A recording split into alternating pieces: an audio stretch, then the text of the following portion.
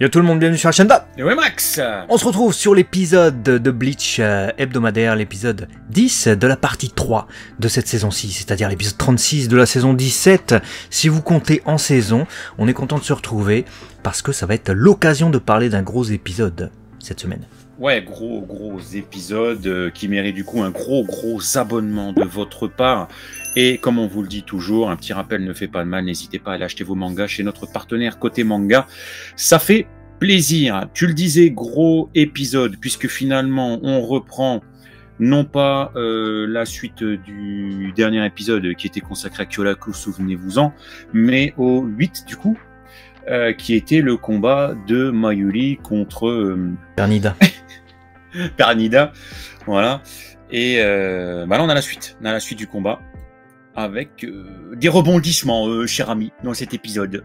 Ouais, c'est le moins qu'on puisse dire. Effectivement, on a vu une interruption. Normalement, le combat dans le manga est d'une traite. Le combat de Mayuri contre Pernida, donc du début jusqu'à la défaite, si vous préférez, de Pernida. Et donc là, on couvre les chapitres qu'on n'avait pas couverts, c'est-à-dire des chapitres 640 au chapitre 644 d'une traite. Alors j'ai été voir après les chapitres, bien évidemment. On reçoit le file d'Atsushi qui nous donne des notes qu'on va vous donner dans quelques instants. Parallèlement à ça, je vais voir la correspondance en chapitre. Et effectivement, il y avait un gros trou avant le combat de Kyoraku contre Girafarig / Arceus. Et on se retrouve du coup avec 4 chapitres qui n'étaient pas adaptés. Et franchement, au comparatif ou à la comparaison, prenez le mot que vous voulez, j'ai trouvé que c'était plutôt identique et fidèlement adapté. Donc sur ça déjà c'est un premier point, c'est que on est certes sur un découpage pour l'animé qui est différent et qui permet d'aérer, d'espacer, peut-être pour pas faire 2 épisodes à la suite vraiment Mayuri, tout ça, mais à la correspondance c'est parfaitement le manga, tu vois. Ils ont parfaitement respecté le matériau de base. Ouais, bah, c'est bien parce que je l'avais déjà dit, je crois que c'était lors du combat contre Kyoraku, mais j'aime bien la façon dont il rythme les choses parce que là, tu l'as dit, on a du coup 4 à 5 chapitres adaptés pour le combat. Donc en tant que lecteur du manga, c'est assez long finalement. Et d'ailleurs, Atsushi nous précise qu'au chapitre 640, donc là où reprend cet épisode, c'était les 14 ans d'apparition de Bleach, et c'était aussi à cette période que les gens commençaient un petit peu à être lassés, parce que c'était assez long, les combats contre la garde rapprochée. Effectivement, 2 à 3 mois, nous précise-t-il, pour les lecteurs de Scan, et c'est vrai, puisque forcément... t'as autant de chapitres cumulés. Donc là, j'aime bien, parce qu'en un épisode, on n'est pas sorti de l'action. Et surtout pour un épisode comme celui-ci, je trouve, qui méritait d'être traité comme ça. Véritablement. Enfin, en tout cas, moi, je l'ai ressenti comme ça. Ça m'aurait fait véritablement yesh si j'avais été coupé 4 fois dans cette action-là. Oui, c'est clair. Là, pour le coup. Après, je suis assez étonné parce que Mayuri est quand même populaire et... c'est un peu dommage d'être lassé, je sais pas, on peut pas revenir en arrière, mais tu vois, d'être lassé pile au moment où il entre en scène, où il y a ses combats à lui. Après, j'ai envie de dire, je suis pas dans la position du lecteur qui attend son chapitre chaque semaine à l'époque de l'apparition de ces chapitres-là, mais je me dis que peut-être aussi voir la garde rapprochée qui enchaîne les combats et ne meurt jamais, et en plus de ça, Mayuri être opposé à une main, alors c'est peut-être con, mais peut-être que en tant que fan de Bleach à l'époque tu t'attends à voir des personnages un peu stylés, là tu te dis bon ça y est maintenant on se bat contre une main et en plus de ça le rythme est long. Voilà, je sais pas, donnez-nous vos avis dans les commentaires, ceux qui ont vécu ça, vraiment la parution de ces chapitres, donc 640 etc. Moi en tant que viewer là de cette partie de l'animé qui découvre ça avec l'animé, cet épisode j'ai adoré. J'ai adoré cet épisode. Oui, non, largement même plus que le premier déjà qui était très intéressant avec Pernida. Pernida est plus secondaire dans cet épisode parce qu'évidemment l'accent est mis sur la relation Mayuri-Nemu. Mais j'ai trouvé que le parallèle était bien choisi parce que c'est un épisode qui nous parle de Shinka, donc évolution. Et en parallèle de ça, on va faire évoluer ce mot évolution, Shinka qui est très... comment dire ça Scientifique. Ouais, très scientifique. C'est un mot qui vraiment peut parler de tout, tu vois. Tu peux être en anthropologie, parler de Shinka, tu peux parler d'évolution, etc. Enfin, c'est un mot très global qui englobe tout. L'évolution, ça peut être de tout être en fait sur Terre. Être comme des choses aussi, si on parle des plantes et tout. Et ce mot, je sais pas si vous avez remarqué, au moment où Nemu, plus loin dans l'épisode, va secourir Mayuri, il dit, il a contredit, hein, parce que elle dit mon rôle c'est de vous protéger, il dit non, non, rien du tout. Ton rôle c'est de grandir, Seicho. Et en fait, Seicho, tu peux le mettre sur le terme scientifique, tu peux aussi le prendre de manière scientifique, mais l'utilisation de ce terme au profit de... Enfin, plutôt que Shinka qui était utilisé auparavant, donc évolution, grandir, Seicho, qui est aussi une sorte d'évolution en quelque sorte, c'est aussi utilisé pour parler de comment tes enfants grandissent. Tu vois, ou comment toi tu as grandi. Donc j'ai trouvé que changer le terme à ce moment-là était extrêmement approprié, puisqu'on venait de voir le flashback de Nemu, quoi. Et j'en ai beaucoup appris avec cet épisode, et bah c'est un épisode qui m'a énormément plu. Ok, bah je lui avais demandé en off, hein, parce que je savais que tu attendais avec beaucoup d'impatience que Nemu soit mis en avant.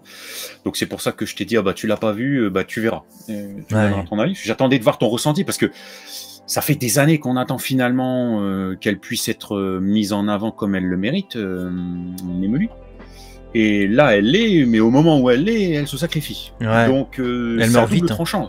Elle meurt vite. Oui, c'est ça. Au début, j'étais en mode... Donc, mais wesh, tu vois, j'étais comme ça, tu vois. Je me suis dit, non, ah ouais. Mais pendant 2 secondes, en fait, tu sais ce qui m'a sauvé le truc? C'est Mayuri. Parce que il a 2 secondes d'humanité. Et il est vraiment... Nemu? Genre, on lui a tué sa fille, là, il va péter un cap, tu vois. Et t'as Zayel Apollo Creed qui arrive, c'est ça son nom. je crois que c'est ça son nom. Il vient, il le hante.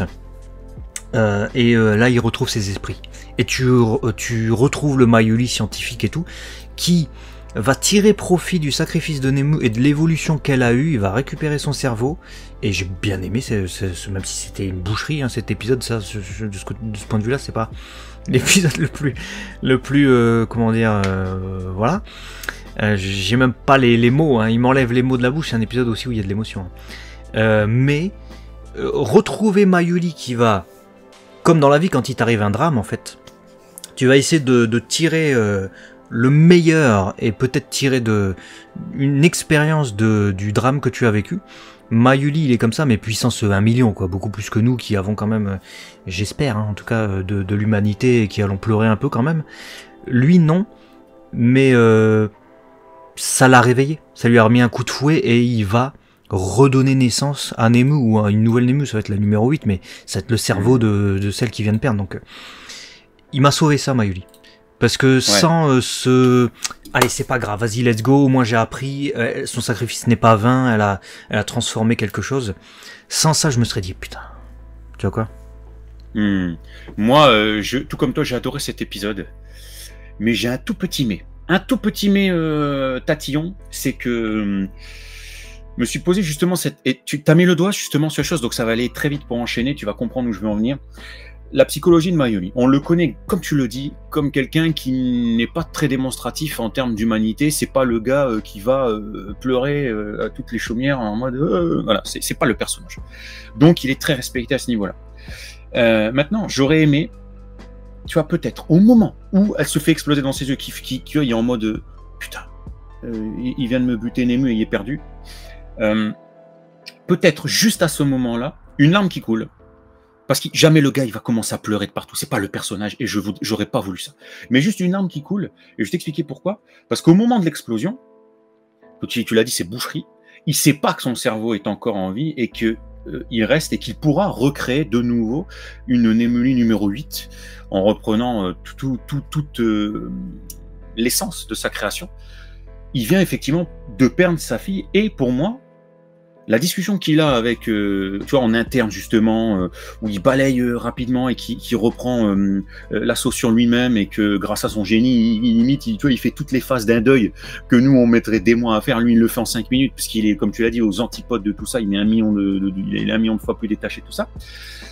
Tu vois, moi, ce que je me dis, c'est quand même nous, en tant que spectateurs d'un shonen, ça fait quand même 400 épisodes, j'arrondis, qu'on attend qu'il y ait quelque chose.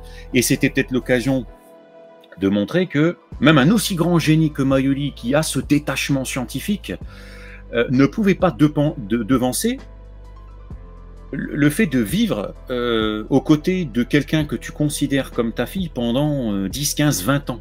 C'est-à-dire, tu vois ce que je veux dire, c'est que ce qui fait la différence dans la vie entre, je dis n'importe quoi, je te mets dans un centre commercial, tu as des milliers de personnes, tu ressens rien pour ces gens-là, tu les connais pas. Ce qui fait que tu vas t'attacher, amicalement ou amoureusement, on maîtrise pas toujours ces choses-là, c'est ce que tu vas vivre avec la personne. Et j'aurais juste voulu que tant qu'il ne sait pas qu'il peut récupérer le cerveau, il y ait juste une larme. Tu vois, il se réveille, il dit exactement le même discours, machin, ok, bah, t'as tué ma plus belle création, etc., machin, mais tu vas le payer parce que ça va te coûter ta vie. Il voit le cerveau, il le récupère, et on a tout ce rebondissement où là, il y a ce deuil qui se fait, il sait que de toute façon, il va pouvoir la recréer, et voilà. Heureusement pour moi, tu vois, qu'il y a eu quand même cette scène de fin où, quand il se met dans sa cuve, il dit, ouais, Kisuke, tu vas voir, c'est lequel des deux qui est le plus grand scientifique, je vais te montrer, enfin, on va tous les deux te montrer, où tu sens qu'il y a de nouveau un lâcher prise, tu vois, et une espèce d'humanité qui ressort. Mais c'est vraiment pour dire d'avoir un bémol, et juste pour dire que même le plus grand des scientifiques aurait pu nous montrer juste un tout petit peu plus. J'ai trouvé ça très rapide, sans savoir qu'il allait récupérer le cerveau. Je me suis dit, ah, t'abuses, frère, à ce moment-là, tu le sais pas, que tu récupères le cerveau. T'as été coupé, il le sait, mais lui, il le sait pas, elle est en miettes. Ouais, mais c'est pour ça que moi, ça m'a pas gêné du tout. Après, c'est à l'appréciation de chacun. Ouais, chacun, je pense, aura son point de vue là-dessus. Mais moi, ça m'a pas gêné parce qu'il faut bien se dire qu'on parle de Mayuri, quoi. On parle du gars qui a vraiment zéro humanité. C'est un scientifique, limite, on pourrait le comparer au pire scientifique que l'histoire a jamais connu. Tu vois, il fait des expériences cheloues et tout. Et là, quand même, c'est son Saiko Kessaku, donc c'est son œuvre, comment on pourrait traduire ça, son œuvre ultime, son œuvre parfaite, sa pièce maîtresse, son chef-d'œuvre. C'est son chef-d'œuvre, mais c'est son chef-d'œuvre scientifique d'abord. C'est d'abord son chef-d'œuvre scientifique. Il s'y est attaché, et là, il découvre qu'elle a évolué au-delà même de ce qu'il espérait, mais pendant ce combat. Donc, il vient de le découvrir là maintenant, finalement. Donc il y a un changement chez Mayuri qui s'opère là maintenant, et le passage dont tu parles où finalement il se souvient de ce qu'il a vécu avec elle et du fait que c'est son... Enfin, qu'il y a une sorte d'attachement forcément, même si lui il la voit à la base comme un objet ou comme quelque chose qui doit évoluer pour lui, à la base. Il s'en souvient au moment où elle meurt en fait. Et ce Nemu, le jeu, le Mayuri perdu là, je l'ai même pas reconnu, tu vois. Et pendant une demi-seconde, je me suis dit où ça va. Et tu vois, moi c'est vraiment l'inverse de toi. C'est-à-dire que ça aurait pu être trop. Alors tu me rajoutes une larme là-dessus, j'aurais dit oh là, t'as niqué le personnage, là c'est pas ça. Mais juste il se reprend. Il est possédé par l'esprit hanté, on va dire, de Zayel. Et là, il redevient le Mayuri qui tire parti de ce qui vient de se passer. Certes, il voit que il a pas encore grillé que le cerveau, ou alors il a vu peut-être que le cerveau était là, mais toujours est-il qu'il redevient lui-même, et prendre le cerveau fait partie de ça pour moi. Il aurait, je sais pas, s'il était dans un état d'émotion en fait, s'il était trop dans l'émotion, déjà ça correspondrait pas au personnage je trouve, mais aurait-il calculé le truc, ouais je dois récupérer le cerveau parce que je vais faire ci, je vais faire ça, et du coup elle t'a fait ci, elle t'a fait ça, vas-y mange bien et tout, parce que du coup, oui ça c'est aussi, c'est Nemu qui tue finalement Pernida, ça on l'a pas dit dans l'épisode, mais le fait qu'il lui avait mis, alors j'ai noté les trucs, il avait fait, comment dire, intégrer dans Nemu quelque chose qui augmente la croissance cellulaire, et du coup ça fait la même chose à Pernida qui va imploser ensuite après avoir mangé Nemu. Mais je me dis à ce moment-là, le fait de s'être repris fait que il retrouve ses bases en fait, Mayuri.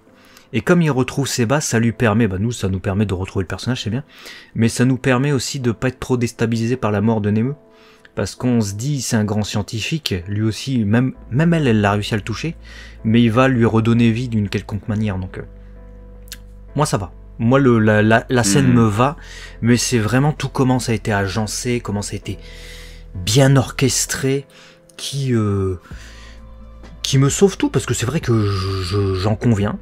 que une goutte de plus par-ci ou une goutte de plus par-là, selon commenter, selon ta vision du personnage, ça aurait totalement pu en faire une autre scène, tu vois. Ouais, clairement, ouais, non, mais c'est ça. En fait, je pense qu'aussi c'est la façon dont l'épisode m'a conditionné. Je suis pas lecteur du manga et à un moment donné, on voit tout se passer avec le scientifique. On voit Nemu qui se questionne sur ce que peut ressentir Mayuri pour elle, etc. Et on a, alors je sais plus comment il s'appelle, le gars avec ses cornes. Il s'appelle Cornu. Enfin bref, Cornito. On va appeler Cornito. Je sais plus son nom. Mais il lui fait comprendre quand même qu'il est très fier de sa création et qu'il est quand même...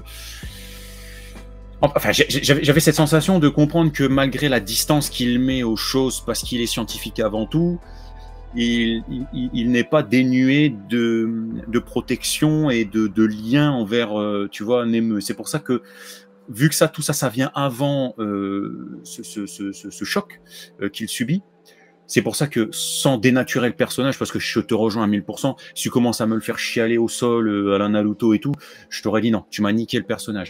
Mais juste une larme, où même lui ne comprend pas en tant que scientifique pourquoi il a cette larme, alors qu'il est normalement, tu vois, cœur de pierre et il ne veut rien ressentir, et dans la foulée il se reprend. Ouais, mais... Je comprends. Ça m'aurait moins dénaturé justement ce que tu dis que Nemu sert à rien. Je comprends. Non, Nemu elle sert pas à rien. Elle sert pas à rien. Mais je comprends. Mais pour moi il n'y avait pas besoin. Parce que cet épisode nous a déjà tout montré. En fait, à trop en faire, après ça devient indigeste. Cet épisode, c'est l'épisode sur Terre qui a le plus qui montre le plus d'humanité chez Mayuri. Nemu! Ah bah ça c'est sûr. Hanaletero! Donc Nemu, écarte-toi! Déjà ça veut tout dire. Hein. Le gars il s'inquiète pour Nemu. Je rappelle que dans le combat contre Ishida, il a frappé au sol, il lui donnait des coups de pied dans le ventre, hein, parce qu'elle était une incapable selon lui. C'était il n'y a pas si longtemps dans sa vie à lui. Hein, c'est un Shinigami qui a vécu des centaines d'années.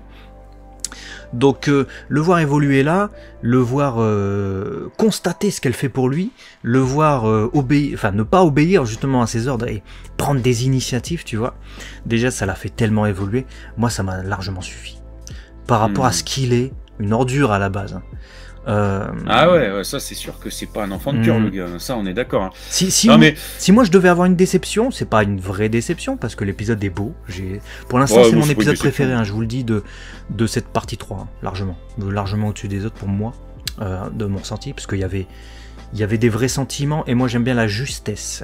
Et là on n'était pas sur du guimauve, on nous a pas transformé les personnages et je trouve qu'on était sur le fil à chaque fois, ils ont bien orchestré ça. Mais s'il y a un truc que oui j'aurais voulu voir un peu plus, c'est Nemu combattre. Parce qu'elle utilise que 6% de son âme, même s'il lui restait que 400 secondes, tu vois, elle explose Pernida et après bon c'est elle qui se fait exploser. Donc c'était court, c'était très rapide, fallait profiter vraiment de l'instant, mais c'était beau. Ça c'est sûr. Ça, c'est sûr qu'il fallait profiter, ça c'est clair. Mais non, franchement, je suis comme toi. J'ai vécu un très très bel épisode, très certainement aussi parmi mes préférés. Il faudrait que je me remémore tout ce qu'il y a eu sur cette. Bah, tu préfères le combat contre Arceus ou bien celui-ci? Non, celui-ci par rapport à la conclusion, je pense. Bon, Arceus, le problème, c'est que déjà physiquement, j'ai pas trop aimé l'île Barreau, sa transo et tout. Je la trouve vraiment pas esthétique, donc. C'est pas que ça te sort, mais je trouve que ça ne profite pas au personnage. Tu vois, voilà, c'est pas. Bah, disons que si l'antagoniste a quelque chose de, comment dire, pas d'admirable, mais de grandiose, ça peut être pris dans le sens que tu veux. Bah, le combat l'est aussi, quoi. Le combat peut l'être aussi, et effectivement, ça met en valeur celui qui le bat, quoi. Exactement. Et puis bon, de manière générale, je préfère Mayuri à Kyoraku. Alors, ouais, moi aussi largement. J'adore la folie du personnage. Je pense que Mayuri est un de mes Shinigami préférés, puisqu'il est différent de tous les autres Shinigami. En fait. C'est-à-dire que les autres peuvent avoir des points communs, des vécus différents, tu vois, mais lui déjà physiquement il n'est pas pareil. Son seiyuu est juste grandiose. Sa personnalité est hors norme. Et il apporte dans le game de Bleach quelque chose que personne d'autre n'apporte. C'est-à-dire sa science, sa connaissance. Il a fait avancer le lore de Bleach bien plus que beaucoup d'autres personnages. Il a quelque chose, ce personnage. Donc le voir comme ça, en avant, et sa création aussi, son nouveau Bankai aussi, c'était, je trouve, une parfaite expression de ce que Mayuri pouvait nous proposer, et on sait il a même pas terminé son évolution non plus, on parle en évolution de ce personnage. Ouais, largement au-dessus pour moi de beaucoup d'épisodes. C'est parce que je me souviens plus si dans les premiers il n'y en avait pas des qui m'avaient marqué, mais il va me rester en tête celui-là, ça c'est clair et net. Donc, moi je les ai oubliés, donc j'ai envie de dire c'est déjà vite réglé, tu vois. Ouais, c'est sûr. Après on est à la partie 3, elle vient à peine de commencer, hein, donc c'est pas comme si c'était... Tu vois, le combat de Ulu contre Renji, c'était sympa, mais bon, pour moi c'est pas à la hauteur de celui-ci où il y a tout, il y a vraiment tout. Et d'ailleurs, vu que je parlais un peu de Mayuri et de son évolution dans cet épisode, dans sa vie, mais aussi dans cet épisode, il se fait, puisque dans le manga, je sais pas si c'est dans l'animé, mais quand elle le sauve et qu'elle se coupe le bras, dans le manga, il l'attrape par la tête. C'est sa chose, hein, il l'attrape. Qu'est-ce que tu fais, toi? Il la jette sur le côté, quoi. À ce moment-là, c'est encore sa chose. C'est tu désobéis pas à mes ordres, commence pas à faire n'importe quoi, etc. C'est spécial. C'est intéressant. Juste avant de se quitter, on va voir quelques apports de l'animé. Alors, c'est pas véritablement des changements, parce que comme je vous l'ai dit, c'est plutôt bien adapté. Matsushi nous met quelques notes par rapport à ça. On voit à la fin de cet épisode et à la fin du chapitre original que Mayuri est content de sa création. Mais en fait, il ne sait pas que Urahara a aussi créé des âmes artificielles. Taito Kubo a révélé que Ururu et Jinta, donc vous les connaissez, on les voit depuis le début de Bleach, sont aussi des âmes modifiées, mais on ne sait pas si Nemu est plus évolué ou pas.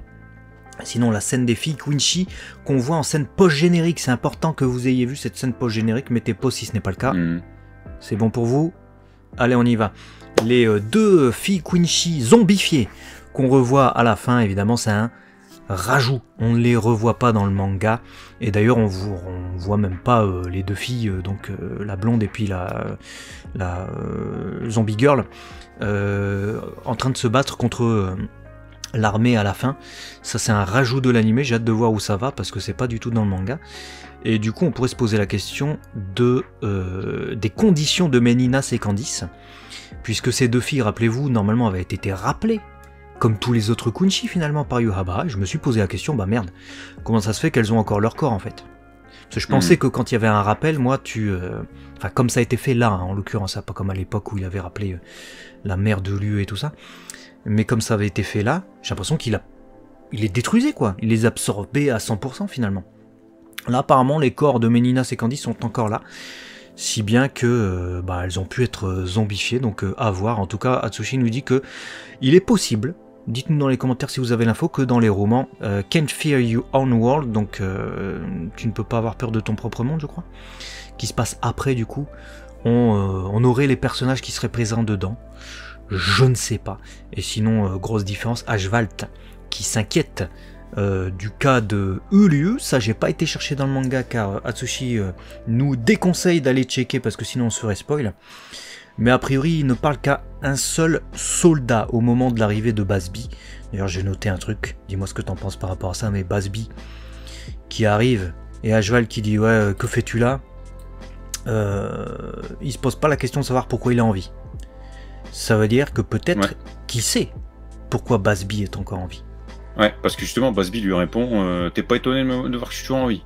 Donc il y a une intrigue autour de ça, ces rappels, pas de rappels, est-ce en vie, pas en vie, etc. Donc on risque d'en apprendre encore un peu plus aussi sur tout ça. C'est bien, c'est cool. J'ai cru que les deux filles s'est arrivé devant Yuhabara direct. Je me suis dit merde, elles vont déjà mourir, ça sert à rien. Elles sont chaudes. Yuhabara peut peut-être se calmer, là c'est encore un cran au-dessus. Là. On a vu Pernida, c'est chaud, mais Yuhabara ça va être autre chose. Donc voilà, bah écoute, superbe épisode, hein. Yes. Que dire, merci pour le cet meilleur épisode, merci. Le meilleur de la partie 3. Certainement. Et puis on espère voir une suite tout aussi galvanisante avec Bleach, mais pour ça il faudra vous abonner les amis pour ne pas louper la prochaine review. Yes, la prochaine review, on approche aussi des fêtes de fin d'année, donc bah écoutez, c'est le moment d'activer la petite clochette, non pas pour entendre les reines arriver, encore que, mais pour arriver à voir les vidéos qui sortent sur la chaîne. On se retrouve très vite sur la chaîne 2. Léo et Max, des bisous les amis. À la prochaine. Ciao.